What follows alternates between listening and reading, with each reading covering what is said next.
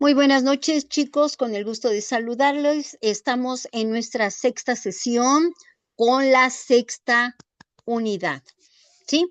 Sin embargo, el día de ahora vamos a hacer una recapitulación de unidad 4 y unidad 5 y nos la vamos a llevar ya un poquito más tranquilo porque ya nos adelantamos algo y eso me da mucho, mucho gusto. Bien, comparto pantalla con ustedes en este momento. La semana pasada, si mal no recuerdo, estuvimos viendo la cuarta unidad, personas en el derecho romano. A mí me gustaría mucho que alguien nos hiciera un breve resumen respecto a las personas en el derecho romano. A ver, empezamos por esta parte. Permítanme, déjenme darle acceso a dos de sus compañeros. Bien, bienvenidos.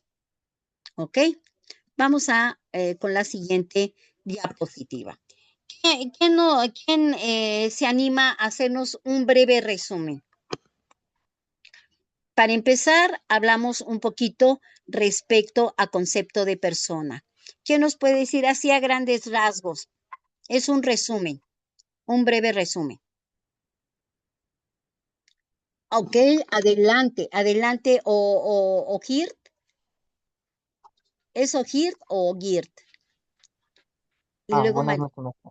Lo que Buenas pasa es que noches. no pude en mi acceso por parte del correo institucional y al darle te da cuenta que sí me dio acceso. Por eso me llamo de esa manera. Ok. Bien, adelante. Bien. Si no me recuerdo, hablamos del derecho de las personas, cuáles son los requisitos para hacer aquello durante en la antigua Roma. Y finalmente, en los derechos de la familia, en qué papel jugaban tanto el padre, la mamá y los hijos eh, durante la antigua Roma. Eso es lo que recuerdo. Ok, muy bien. Vamos a continuar con María del Carmen. A ver, María del Carmen, ¿qué nos puedes Buenas decir? noches. Buenas noches, con el gusto de saludarte. Vamos a ver qué requisitos eran importantes para ser persona. O sea, ahorita estamos dando un repaso rápidamente. Ok, ¿qué nos Hablábamos quieres decir? Ajá, adelante, de los adelante. patricios. Ajá, Hablábamos de los patricios, de que tenían tierras a su cargo y que podían más que nada las administraban y las daban a trabajar. Tenía que los que podían votar eran los patricios, la mujer no votaba, y hablábamos de sus derechos dentro de como ciudadanos para poder heredar a sus hijos. Hablábamos de cuando llegaban a la edad adulta y donde ellos se podían ya considerarse ciudadanos. muy bien. ¿Y qué podemos hablar de la personalidad? ¿Los escucho, chicos?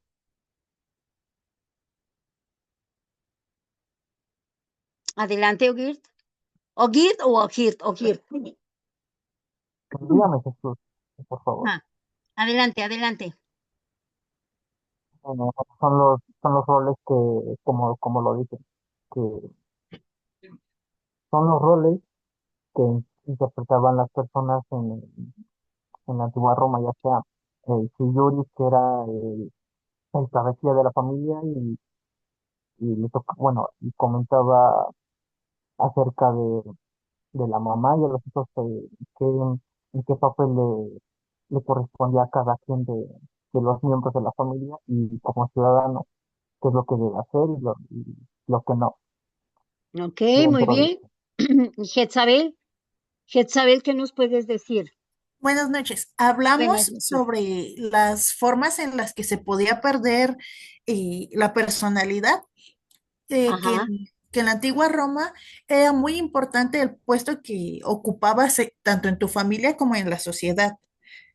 Que los esclavos no eran personas porque eran tratados como objetos y eran vistos como la parte de la propiedad de alguien. muy bien. ¿Qué más por ahí? ¿Qué nos puedes decir, Laurelena? Bueno, que la personalidad no es como ahora, ¿no? Que que había que cumplir ciertos requisitos y uno de los requisitos es que esta persona fuera un hombre libre o una persona libre, porque el hecho de ser un esclavo pues ya hacía que perdiera esta personalidad, ¿no? Muy Y bien. además, pues eso era fundamental para que se considerara la personalidad principalmente. Muy bien, excelente. María del Carmen. Muy bien. Maestra, también hablamos que también tenían que ser romanos, porque aunque fueran, por ejemplo, libres, pero si eran extranjeros, no se les consideraba como personas, no tenían Ujú. los mismos derechos u obligaciones. Muy bien, excelente, muy bien, muy bien, muy bien, muy bien, mis chicos. Vámonos ahora a hacer una pequeña recapitulación de derecho de familia. Ya ven que la semana pasada estábamos, pero bien entrados, que ya me estaba yo yendo directo hasta la sexta unidad.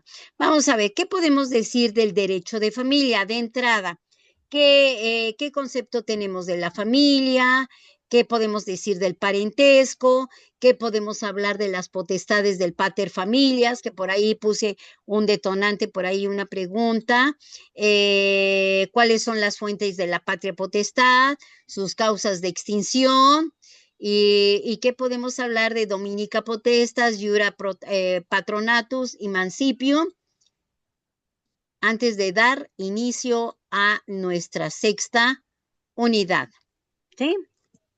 Los escucho, chicos. Laurelena. Sí, bueno, en la familia era totalmente patriarcal, que Ajá, en este caso el jefe o el padre de familia es conocido como el pater familias y ajá, que es quien ejercía la patria potestad y que, como lo decía, había elementos que hacían que se perdiera esa patria potestad. De lo que recuerdo era que pues bueno, fuera, ya dejara de ser libre y se convirtiera el pater familias en un esclavo. Ese podía ser un elemento para perderla. Y que también, si no mal recuerdo, una forma de ganarla era por la adopción. muy bien, muy bien. ¿Qué podemos decir, María del Carmen? Hablábamos que de la mujer pasaba del el dominio del padre al dominio del esposo. Hablamos de la herencia que pasaba solamente al hijo varón o a Ujú, algún familiar varón en caso de que llegaba a fallecer el pater. Ahora sí que la adopción podría ser un tío de la familia ajá, del papá hasta ajá. que el hijo se convirtiera en mayor de edad. Este, ¿Qué más hablamos? Es de lo que me acuerdo más. Muy bien. ¿Alguien más? A ver, o Hirt. Quiero agregar un comentario de los tipos de familias que existieron durante Roma y cómo la conocemos hoy en día. Ajá, Bueno, de papá, mamá y los hijos. ajá, Otra, papá, mamá y hijos adoptivos, que se ujú, representaba como mm, bueno, cumplir con ciertos requisitos para poder llevar a cabo la adopción, o ujú, simplemente nada más era el papá y mamá y ya era todo. Pero sí, ujú. en Roma era de adoptar a hijos de esclavos o adoptar hijos de otros ciudadanos romanos, y cómo se llamaba a cabo el tipo de familias que existieron. Muy bien, excelente, muy bien. Pues bien, una vez hecha esta recapitulación, pues entramos a nuestro tema. Permítanme, el matrimonio y la protección de incapaces, que por cierto ya nos estábamos yendo la semana pasada, ¿verdad? Ya estábamos en ese tema. ¿Qué podemos hablar del matrimonio, de la protección y la protección de los incapaces. De entrada, ¿qué entendemos por matrimonio? En algún momento de la vida, ¿verdad? Todos hemos contraído matrimonio, hemos llevado una vida en común con nuestro compañero o compañera de vida, ¿verdad? Entonces, aquí hablando en términos jurídicos, ¿qué podemos decir?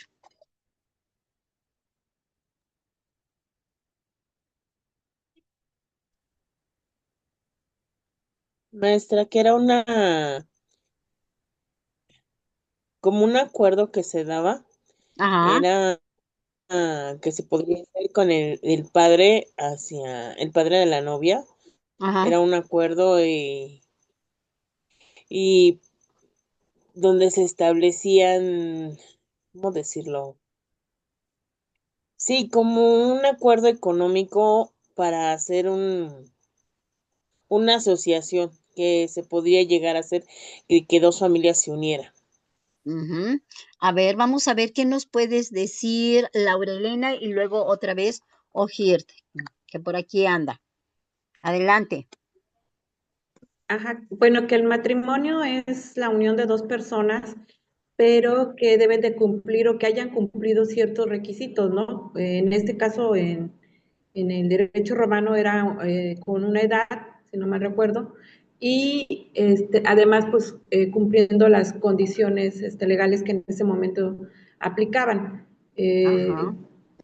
Que de hecho ahí revisábamos un poco la cuestión de la edad, ¿no? Porque sí habla de una edad y aquí el matrimonio pues es como un contrato legal de las partes.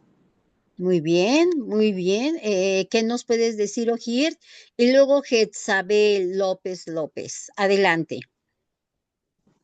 También quería decir, como dijo la compañera, la unión de dos personas, eh, que fomentaba un cierto, bueno, un documento legal, por el cual fomentaba el consentimiento de tanto el hombre como la mujer para llevar el matrimonio por vía legal y que no había ningún problema que separaba con el matrimonio.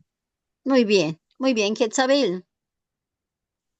Bueno, el matrimonio, yo creo que la parte de la unión de dos personas es muy reciente. En ese entonces, en la definición romana, era la unión entre hombre y mujer porque pues no se aceptaba cualquier otro tipo de unión.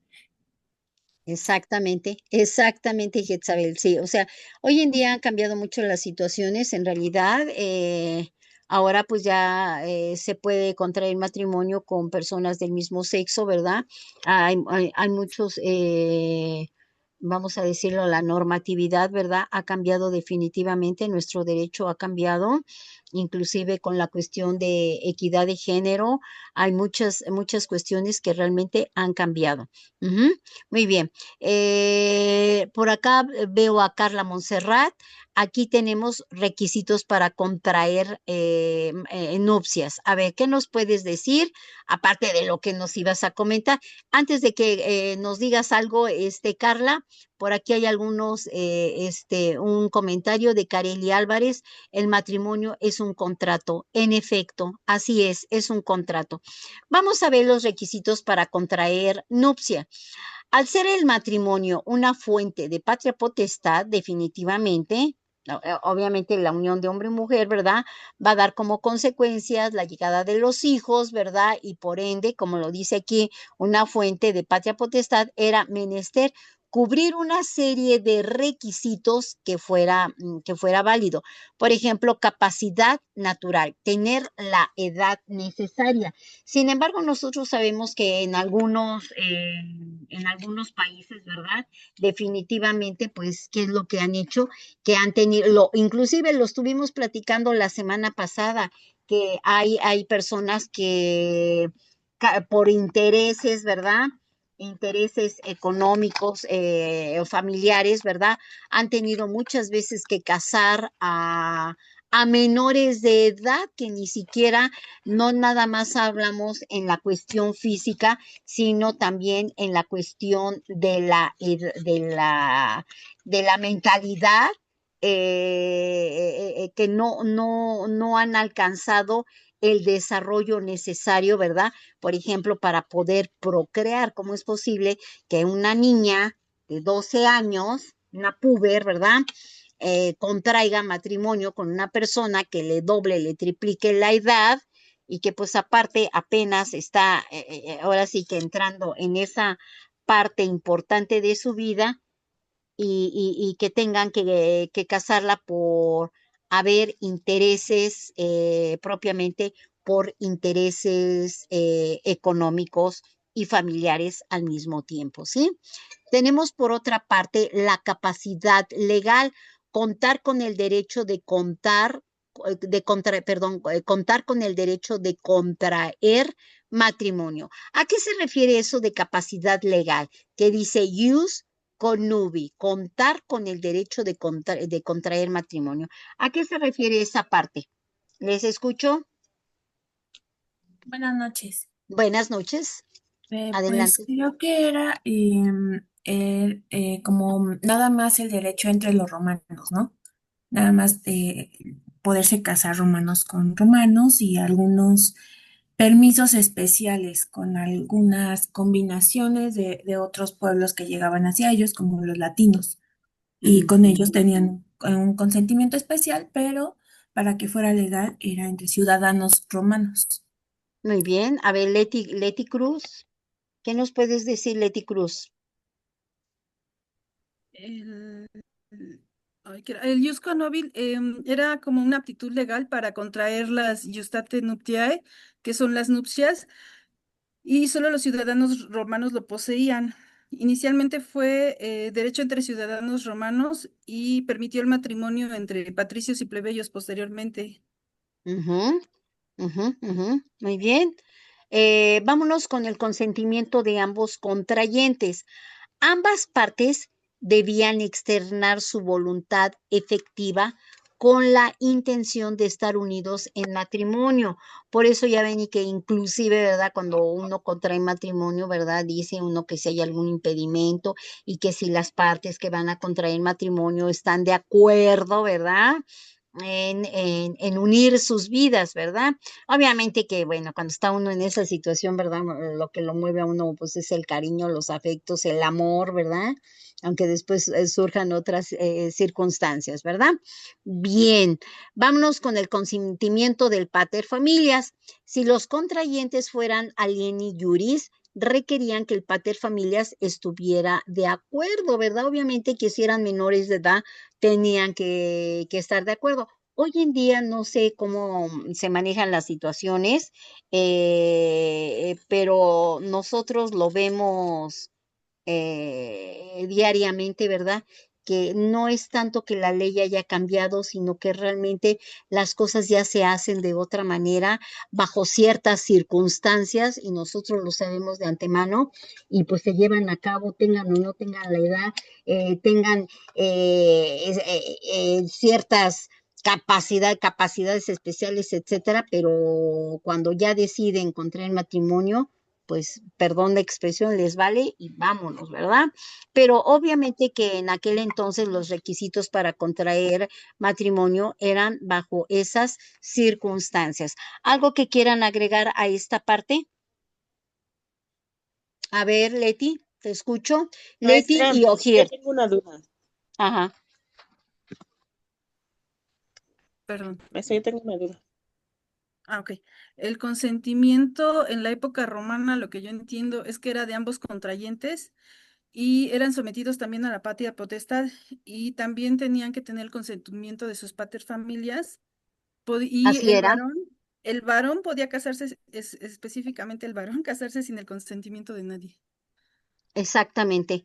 Sí, o sea, no es tanto duda, lo que tú estás diciendo, aseverando, es Sí, correcto, pero sí, hoy en día nosotros lo sabemos que por encima de todas las cosas, realmente las cosas se manejan de otra manera y lo sabemos, ¿verdad? sí. Que muchas veces, ¿verdad? Hay intereses, no hablamos de aquel entonces, hablamos de la actualidad, ¿verdad? Que hay intereses que se manejan bajo ciertos rubros pecuniarios, vamos a decirlo de esa manera, ¿verdad? A ver, algo ibas a decir, Ojir, y después María del Carmen. Adelante. también un punto importante es de tener, bueno, antes de casarse y tener la capacidad mental, o sea, de estar 100% consciente de lo que vas a hacer después de casarte bueno, con el amor de tu vida, ahora sí, como en esa expresión. Durante, en Roma, leí un artículo acerca del derecho romano, que los hombres se casaban a partir de los 18 años y las mujeres, si no mal recuerdo, entre los 14 o 16 años. Ujú. Muy bien, es correcto. María del Carmen Sánchez. Maestra, yo tengo una duda. ¿Qué pasaba en Roma? Porque no encontré la información sobre el concubinato, cuando no se casaban legalmente, pero se iban a vivir juntos. No Ah, encontré ah, información. ahí en esa parte, cuando no se reconocían, no ves que estamos en el entendido que eran bastardos, ¿sí? Entonces no se reconocían. Hoy en día, en la actualidad, nosotros sabemos que, por ejemplo, vamos a suponer, un ejemplo, yo soy concubina, entonces mi pareja, se supone que ya hoy en día hay leyes, ¿verdad? Que protege al concubino o a la concubina. Es más, cuando tú vas por ejemplo, que quedas viuda y, por ejemplo, la persona con la que nunca te casaste, pero tienes un documento, ¿verdad?, que muestre que eres concubina, también hay un derecho ahí en esa parte, pero y es más, se reconocen a los hijos. Ujú. Hoy en día así opera la situación, pero antes no, para nada, ¿sí? Primavera, perdón, es que ahorita hablé en voz alta de primavera porque ahorita acaba de entrar su compañera primavera, ¿sí? Ujú. Alguna circunstancia, chicos. A ver, por aquí vamos a ver el comentario de alguien por aquí. El concubinato no daba hijos legítimos y la pareja e hijos no tenían derechos de familia, exactamente, pero hoy en día sí, sí, hoy en día así se maneja. ¿Saben por qué les comento esto? Fíjense que pasó una circunstancia. Yo me casé en 1983. Entonces, pues obviamente hace 4 años fallece mi esposo y pues, o sea, con todas las de la ley, pues, o sea, no tiene uno derecho, pues, no nada más de cobrar lo correspondiente, sino también lo que se refiere a la pensión como viuda, ¿no? Entonces, hasta ahí vamos bien. Entonces, mi esposo y yo teníamos un amigo, ese amigo pues se quedó ahora sí que se quedó sin casa, se quedó sin nada, se le ayudó, se le apoyó y todo. Y lamentablemente, fíjense aquí la cuestión, que lamentablemente como era muy amigo de nosotros, el amigo se contagia junto con mi esposo, o sea, el trato, el estar yendo a ver a mi esposo, y todavía yo le decía, no te acerques, porque mi esposo tenía neumonía y COVID, entonces se acerca, vámonos, cae en cama, muere mi esposo, tengo que internar al amigo, el amigo muere en el hospital de altas especialidades de Tultitlán. Entonces, pues realmente su familia, pues ustedes saben, entonces ante esas circunstancias, pues tuve que ver esa situación del amigo. Y ahí fue donde yo me di cuenta, por eso ahora sí que con conocimiento de causa, ahí decía la señorita, dice, si usted fue concubina, usted puede cobrar, le digo, discúlpeme señorita, pero mi esposo el mes, porque hagan de cuenta que mi esposo muere el 26 de abril y el amigo muere el 20 de mayo, o sea, casi juntitos las fechas. Entonces le decía yo, recientemente quedé viuda, entonces, pues realmente yo estoy haciendo los trámites como esposa legítima del señor Francisco Hernández Reyes. Entonces, pues yo aquí en esta parte, ¿no? Dice, pero usted tiene ¿cómo se llama? El certificado de defunción y el acta ¿cómo le llaman esto? El documento de cremación, el certificado de cremación, usted puede cobrar ¿cómo se llama? El pago de marcha. ¿Sí? Entonces, fíjense cómo han cambiado las cosas, ¿sí? Realmente, y estamos hablando que ahí, pues en ese caso, pues nada más fue meramente amistad, pero por la cuestión que yo tenía en esa parte, ahí sí se dio. A ver, dime, Carla Montserrat. Profesora, discúlpeme la pregunta, pero en dado caso hubiera podido cobrar las dos pensiones. No, bueno, vamos a hablarlo así real. Si hubiera sido en tiempos de antes, a la mejor, pero ahora nosotros lo sabemos de antemano, que el gobierno federal está con lupa en todo, empezando por el SAT.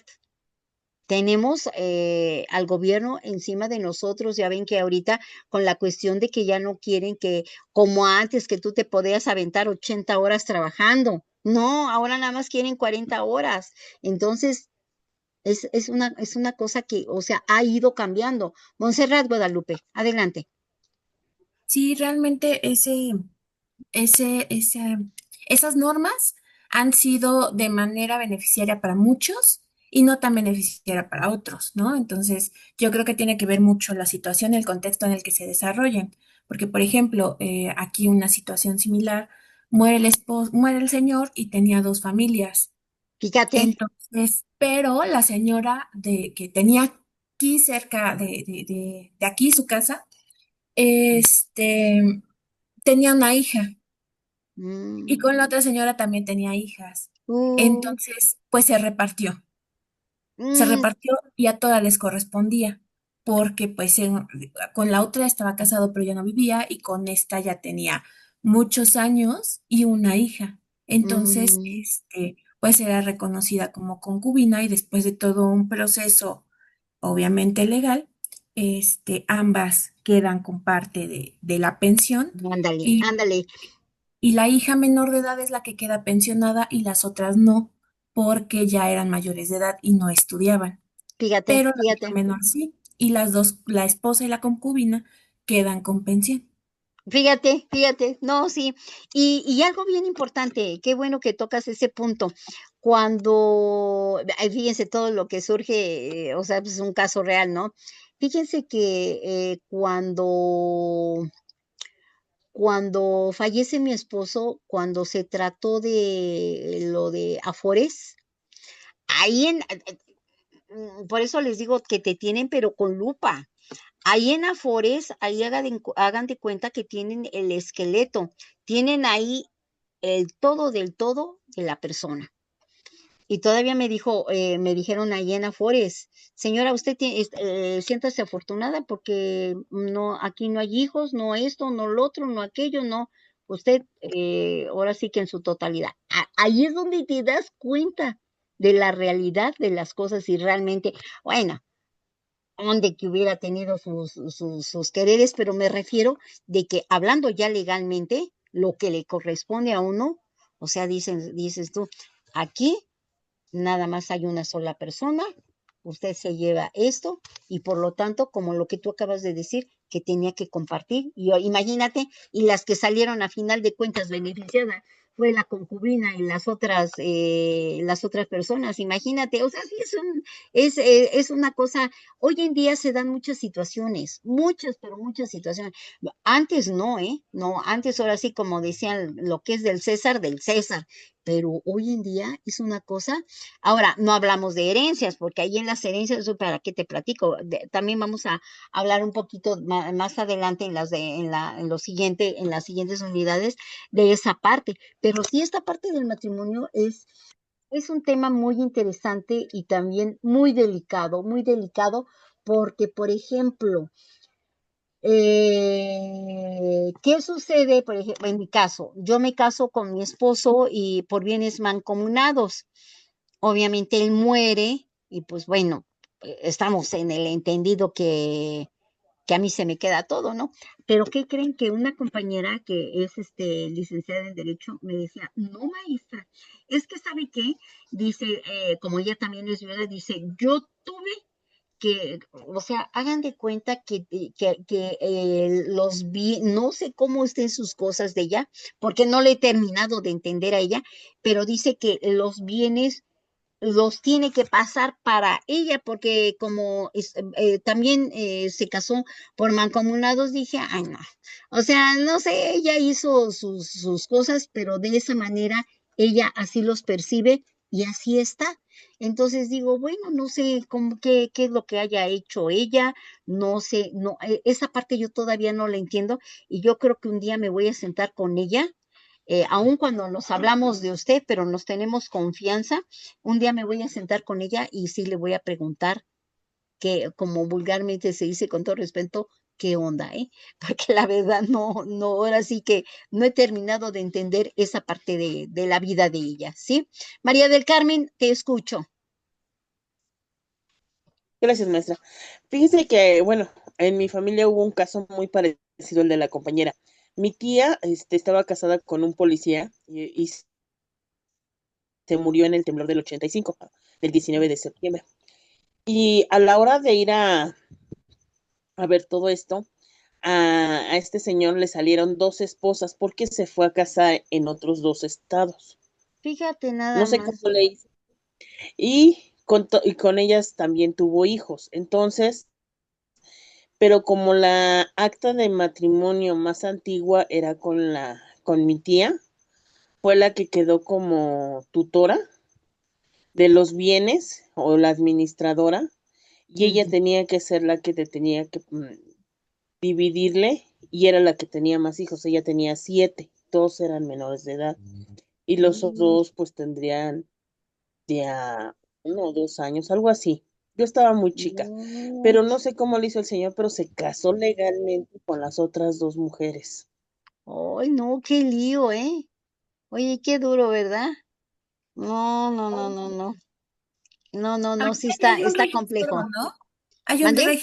Hay un registro de no matrimonio que piden ya para ciertos trámites, por ejemplo, cuando se dice que son solteros, cosas así, la manera de comprobarlo es con el acta de no matrimonio y se busca, se supone, en varios lugares y si ven que no está registrado, se da esa acta de no matrimonio para poder continuar con ciertos trámites. Fíjate qué interesante, ¿eh? Fíjense. Profesora, yo tengo una duda. Dime. Por ejemplo, en el caso de que la persona esté casada legalmente, o sea, por ejemplo, esté casada legalmente, pero se haya divorciado, bueno, más bien se haya separado y haya hecho como que su vida con otra mujer, pero sin casarse legalmente, y se muere, ¿qué es lo que pasa? Pero no se divorció. No, no, no, no, no. O sea, nada más se separó, pero no se divorció. Ah, no, no, ahí va a haber problema, porque realmente para que funcionen y operen las cosas, necesita haber un divorcio, porque si no, ahí va a haber un problema muy serio. ¿Mm? Porque, por ejemplo, ¿cómo es posible que nada más yo me separo y luego me voy con otra y ya hago mi vida y luego la persona se muere? Pues, imagínate. A ver, Primavera. Yo me quedé con la duda de su caso. ¿Sí me escucha? Sí, sí, sí, te escucho. Yo me quedé con la duda del caso que nos expuso usted de cuando falleció su esposo. Por ejemplo, aplicaría igual lo que dijo ahorita la compañera, ¿no? Usted pudo haber cobrado esa pensión porque pues, supongamos que se había separado solamente de su esposo, no se divorció y había tenido un concubinato con la otra persona, digamos, en un supuesto. ¿Usted Ah, pudo no, haber cobrado a las dos o no? no, No, porque yo, o sea, aquí pasa un detalle. Yo en realidad, o sea, se estuve casó, casada ajá, legalmente. y luego estuvo con la concubina, tuvo hijos. No, no, Entonces no, se separó la pensión del esposo, pero ¿por qué usted no podría haber recibido de los dos maridos, no, no, digámoslo no, así? no, no, porque cuando, aquí, a ver, les explico para que quede más claro. Yo me casé con mi esposo, duramos 37 años de casados, se muere mi esposo y ya, o sea, pero se murió y nosotros, o sea, como ahí sí funcionó lo que dicen cuando te casas, hasta que la muerte nos separe. Y hasta que, ahora sí que hasta que se murió, hasta el último día de su vida estuve con él. Estuvimos siempre bien casados y todo, y sin problema. Yo, pues de él no creo que, bueno, no sé, pero vamos a decirlo de esta manera, yo no tuve nada que ver con la otra persona, sino aquí lo que viene es que yo tuve que dar de baja porque este señor cobraba una pensión, o sea, el amigo cobraba una pensión, ¿cómo se llama? Por cesantía. Entonces, lógico, tenía que dar de baja esa pensión. ¿Por qué? Yo sí la tuve que dar de baja porque muchas veces, y nosotros lo sabemos, que el gobierno federal hace muchas veces, no el gobierno, sino las personas que trabajan, hacen mal uso de las pensiones. Entonces, para que no hubiera pues yo no tenía por qué haber tenido algún problema, puesto que nunca hubo una situación como tal de más que únicamente una amistad. Sin embargo, cuando yo fui a dar de baja su tarjeta para que no siguiera, obviamente que creo que me parece que nada más a los 4 meses si te suspenden el pago. Y aparte de eso, para que te puedan dar el acta de defunción en automático. Hoy muere la persona y para mañana dan de baja la CURP. Esa es una realidad. Dan de baja al día siguiente en la CURP. Entonces, cuando yo voy al ISSSTE, me dicen que qué era yo del señor que iba yo a dar de baja. Le digo, una amiga. Bueno, si usted es su amiga, ¿por qué no pelea una pensión como concubina? No, señorita, yo no puedo pelear ninguna pensión como concubina porque yo no fui nada del señor. Yo acabo de enviudar. El mes pasado murió mi esposo. Entonces fue por eso. Imagínate, vamos a poner que yo hubiera dicho, no, sí, ¿de dónde voy a sacar un papel? Pues para nada, porque yo nunca tuve un papel de nada, únicamente fue amigo de mi esposo y amigo mío, y hasta ahí nada más, ¿me entiendes? Es que se dice bien fácil, ¿no? Hace el trámite y cobra, pero a la hora de hacer los trámites y los procedimientos, piden documentación que a veces en este caso no podría tener o información Claro. que no podría tener. Entonces ahí pues se echa para atrás todo y ni al caso el tiempo invertido en querer sacar más por ese trámite. No, y deja de eso, las consecuencias que tiene. ¿Por qué? ¿Sabes por qué consecuencias? Pues yo trabajo para el gobierno, para el gobierno, ¿sí? Porque como quiera que sea, pues la UNAM, o sea, es una escuela pública, ¿sí? Entonces, aunque sea autónoma, es pública. Entonces te metes en una mega broncotota que para qué te cuento. Entonces, pues no, muchas veces uno dice, ay, voy a poder cobrar, pero pues no, mejor, propiamente mejor así lo dejamos, ¿no creen? ¿Sí? ¿Sí? Esa es la circunstancia. ¿Sí? ¿Algo que quieran decir más, Jezabel o María del Carmen? Maestra, ahorita que tocó el tema de que cuando uno fallece le dan de baja el CUR, ¿por qué todavía siguen las personas difuntas en la lista nominal del INE? Y se lo digo Ah, porque, por ejemplo, cuando ajá, falleció mi hijo, no, ajá. fue en el 20, y no me acuerdo, después de hubo unas elecciones, yo fui a votar, yo traía su INE de él en mi bolsa, y me acuerdo que le pregunté a la señorita del módulo, oye, mi hijo falleció, pero traigo su INE, para que anularan su voto, ¿no? Y lo buscaron en el libro y todavía estaba. Entonces quiere decir que no tienen actualizados los padrones. Esa es una realidad, no los tienen actualizados. Esa es una realidad. Y debiera, porque realmente, de verdad te lo digo, con conocimiento de causa, el SAT está, pero bien a las vivas, cuando menos te mandan ahí en el buzón tributario, te mandan tu información o cualquier cosa que te quieras pasar. Es más, hasta en las cuentas bancarias, allá te están ahí ya casi correteando, como diciendo, a ver, a ver, a ver. Y sí, ¿por qué? Por la cuestión del lavado de dinero. ¿Mm? Ese es algo interesante. A ver, Laurelena. Ah, no, primero Jezabel y luego Laurelena. Ah, ya. Yo iba a comentar que lo que pasa, por ejemplo, en el caso del 85, Es que lo que pasa un poquito ahorita todavía con las autoridades y la policía, que como no están conectados y no se hablan y no nada, entonces antes era muy fácil casarte en un estado y luego en otro y luego en otro, porque los documentos no estaban en una misma base. Exactamente, exactamente, exactamente. Pero ahora ya las cosas son bien diferentes, son bien diferentes. Es, por ejemplo, luego de repente mi mamá me dice, oye, no, es que hay que pagar esto ahí en Izcali. No, mamá, lo podemos pagar acá esto. Sí, porque antes tenía que ser donde tenía que ser, pero antes, ahora ya es otra cuestión. Por ejemplo, yo me acuerdo.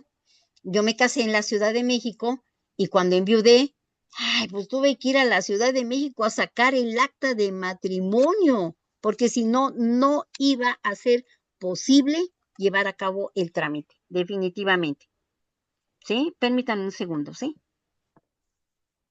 Mm,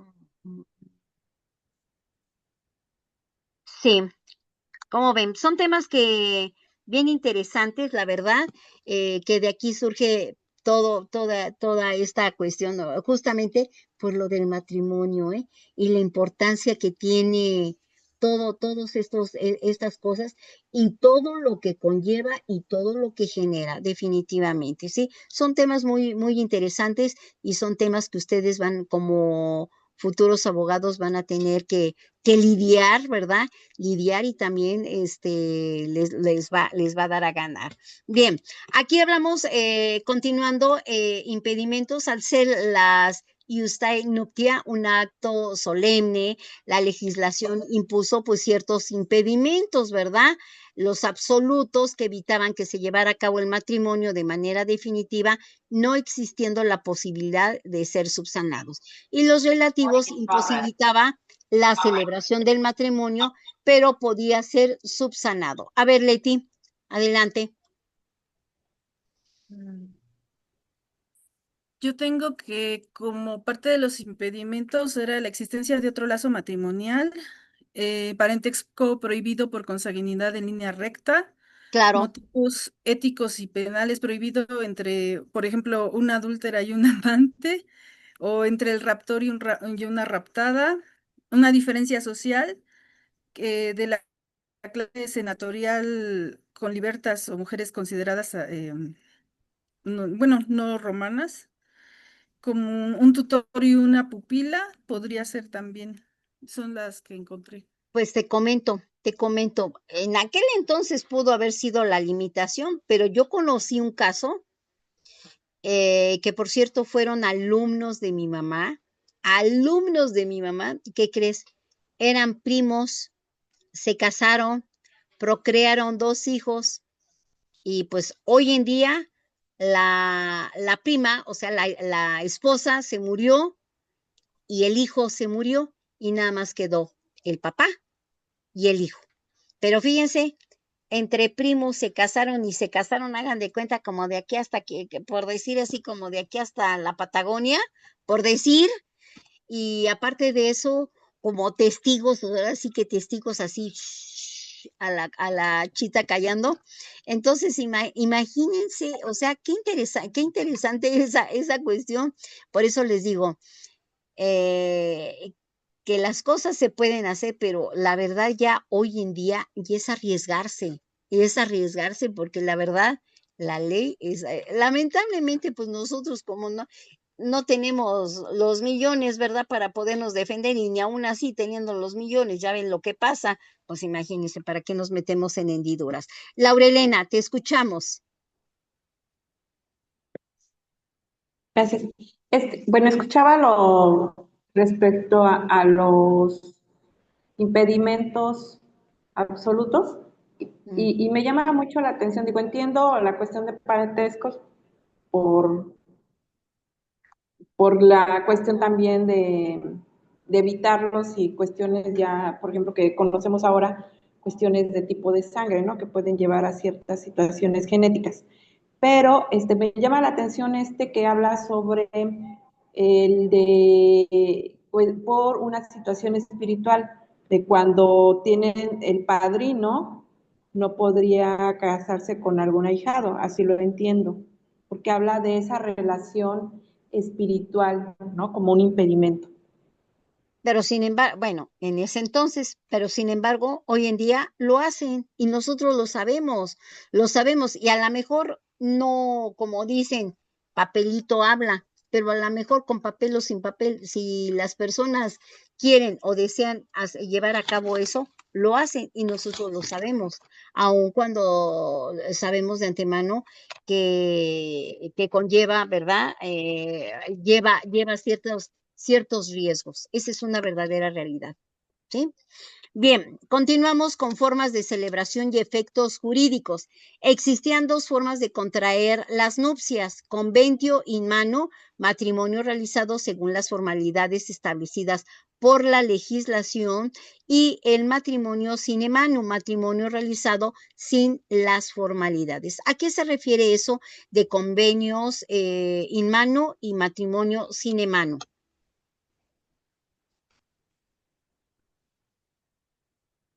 Laurelena, Lo que yo entiendo sería como, ay, perdón. adelante. Lo que yo entiendo sería como lo que ahora es el matrimonio legal, o sea, jurídico, por decirlo así, y el matrimonio religioso. Ujú. ¿Así lo entendemos? A ver, Bueno, yo sí lo Primavera. entiendo, no sé si sea. Yo encontré que el común mano era que él pasaba bajo a ser, pues, bajo la protección del marido y se hacía por tres cosas. Había un rito religioso, había también una especie de compraventa simbólica de la mujer, que era el coemptio, y el isus, que era la convivencia de ambos por un año, a menos que la mujer se ausentara 3 noches seguidas. Ujú. Aparte, no sé si recuerdan ustedes que con anterioridad había la dote, ¿verdad? Cuando entregaban a la hija, ¿verdad? Iba con su dote y pues ahora sí que eran otras circunstancias. Hoy en día, pues en realidad con dote o sin dote, pues si se quieren casar, se casan. Esa es una realidad, ¿verdad? Hasta inclusive cuando también, por eso, se pide lo de los famosos, yo ahorita no sé en realidad cómo se norme esta cuestión, pero pedían los análisis prenupciales. ¿Para qué? Precisamente por la cuestión genética, ¿verdad? La cuestión de los genes es una parte bien importante y sobre todo a la hora de procrear, ¿verdad? Que pudieras procrear algún hijo con alguna tara, con alguna deficiencia mental, con alguna, no sé, discapacidad, como por ejemplo, el par, ay, no me acuerdo ahorita del par de lo de los cromosomas cuando son lo de los síndrome de Down, ¿verdad? Cromosoma 23. Ándale, exactamente, qué bueno exactamente, ese mero, por eso ahorita se me escapó. ¿Algo vas a decir, Montserrat? Adelante. Sí, ese de los estudios prenupciales, justo lo estaba pensando, es algo interesante porque podríamos también pensar que fuese, bueno, no sé, dígame si me equivoco, que fuese también para ver las dificultades que las parejas, como decían hace rato, entre primos y así, tuvieran alguna dificultad. Creo que también ahí es una parte importante, ¿no? Es como para respaldar médicamente que aunque sean familia, no pueden tener problemas. En realidad, ahorita los estudios prenupciales nada más son pues sí, de algunas infecciones transmisibles, no de todas, y los factores sanguíneos, que son únicamente los que toman en cuenta.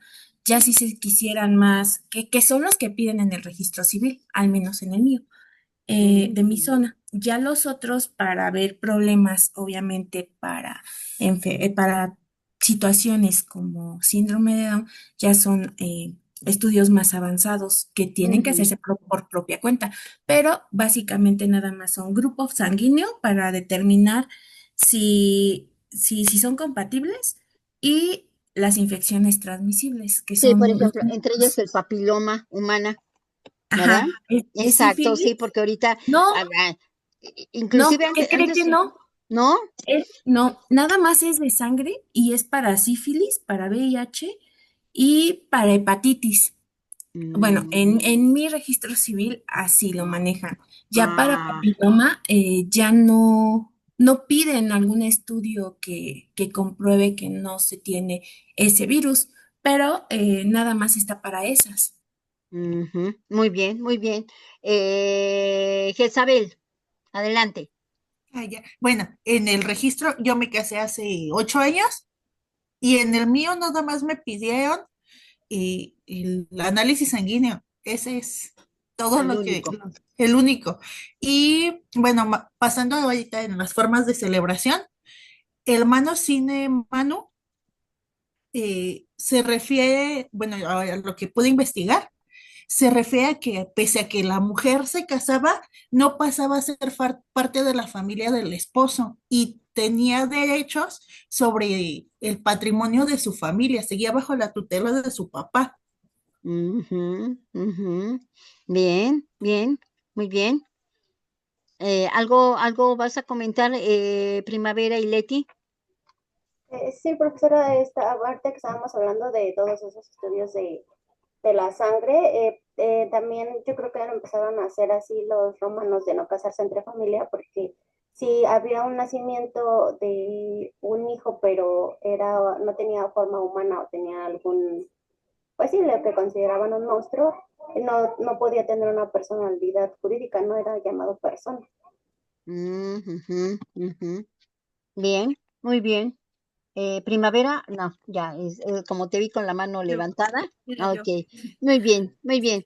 Continuamos. Los efectos del matrimonio eran los cónyuges adquirían el título de vir y uxor. Para que surgiera el manus se tenía que realizar las formalidades establecidas, ya lo acabamos de comentar, se debían fidelidad mutua, hacer vida en común, obligación de darse alimentos, estaba prohibida la donación entre cónyuges y que la mujer fuera fiadora, fíjense, fiadora del marido, ¿verdad? Cuando que ahora, ¿verdad? Hoy en día, ¿verdad?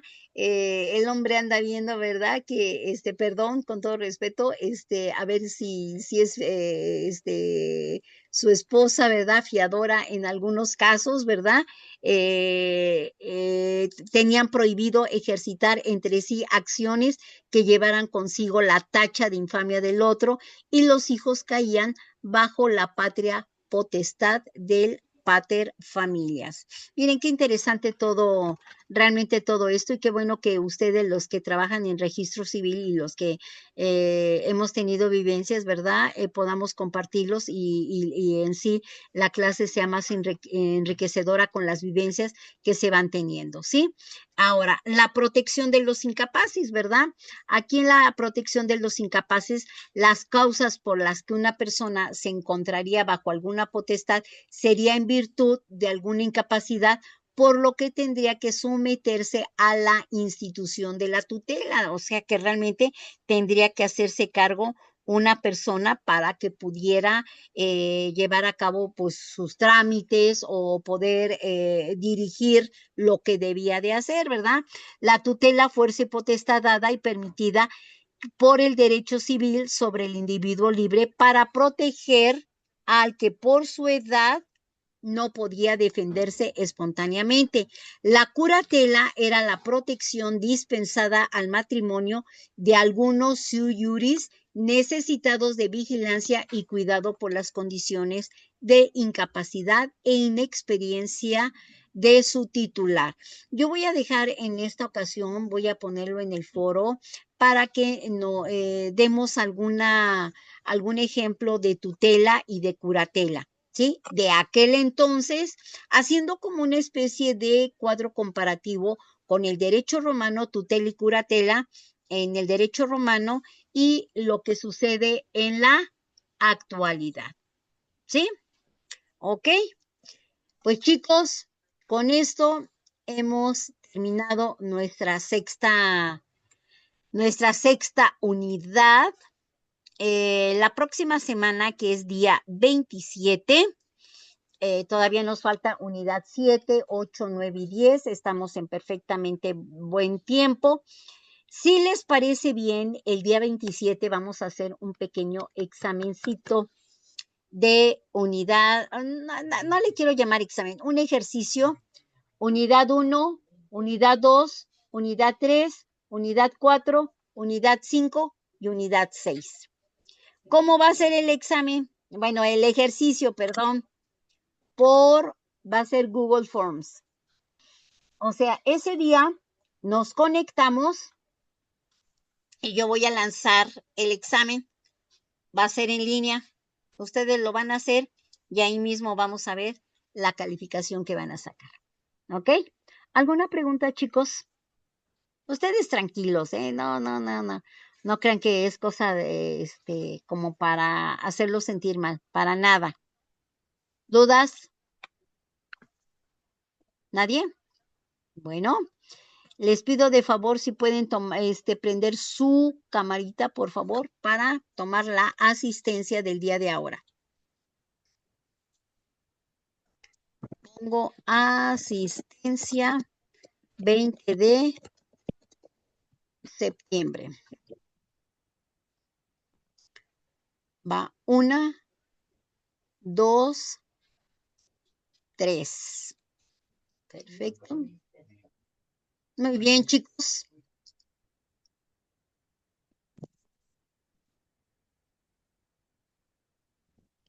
Adelante. Muy bien, chicos, pues les deseo un excelente fin de semana. Déjenme ver por aquí, hay un comentario de una vez. Se pueden, sí, claro que sí, que si se pueden entregar actividades pasadas, claro que sí, sin problema. ¿Sí? Pues bien, Maestra, chicos, maestra, es que dime. fíjese que a mí me falló mi mousepad para prender la cámara. No te preocupes, no pasa nada. Ay, gracias. Sí, no pasa nada. Todo está bien. Maestra, Dime. una pregunta. Bueno, estoy revisando, no he llegado a la unidad, pero en donde está la unidad 3 AFI, está el método de casos que nos pide como actividad AFI Sí, y relaciones patrimoniales entre el pater y los alieni iuris. ajá. ¿Ese sí es de la unidad 3 o es de la unidad 4? Es que me confundí ahí un poquito con los términos. Me parece, creo que es de la unidad 4. De Sí, la 4. ahorita yo lo checo. Sí, yo lo Ok. checo. ¿Sí? Ok. Sí, Sí, sí, sí. porque los términos no se me hicieron como de la unidad. No te preocupes. Dice, ¿con Sí, usted debemos entregar gracias. las 3 actividades o solo es la actividad 2? Ustedes vayan haciendo ya unidad 1, unidad 2, unidad 3, unidad 4. Ahorita me conformo con que me hagan de la unidad 1 a la 4, pero ya.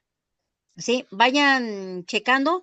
Mañana me voy a dar a la tarea de revisar sus actividades, aunque sea domingo, voy a empezar a revisar actividades porque si no luego se me van a acumular todas. Los invito, los exhorto a que cerremos filas para que no nos ganen los tiempos. ¿Sí? Yo acepto todavía las actividades con mucho gusto, sin problema. ¿Sí? Pues cuídense mucho, les mando un fuerte abrazo con mucho cariño. Que tengan excelente fin de semana, lo que queda del domingo. Bye, nos vemos la próxima semana y muchas Excelente gracias, semana. Bye, Créanme bye. que sí es cierto. Gracias. Descansen. Gracias igualmente. Nos vemos, Bueno, chicos. Buenas Bye.